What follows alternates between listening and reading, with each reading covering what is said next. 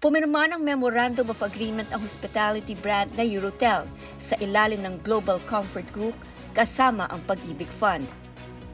And because of this partnership, we are proud and with whole thankfulness, we are announcing to everyone, of course, with the help of our media friends, that we will be extending the room accommodation benefit to Pag-ibig loyalty card holder.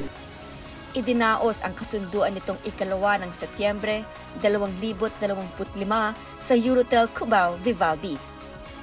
Layunin nitong palakasin ang serbisyo at magbigay ng abot-kayang benepisyo sa mga pamilyang Pilipino. Pinigyan diin naman ni Mr. Ronald Guevara, Vice President ng Pag-ibig Fund Member Services Operations Group NCR, na sa tulong ng ganitong mga partnership, mas lumalawak ang benepisyo ng loyalty card. We would like to sincerely thank you for signing the Memorandum of Agreement between Pag-ibig Fund and Eurotel. This is significant, not only for our institutions, but particularly to our members.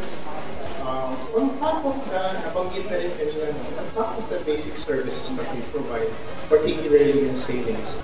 Under this program, we will try to provide more savings to our members. Savings through availment of discounts, rewards, through their purchase of their regular needs.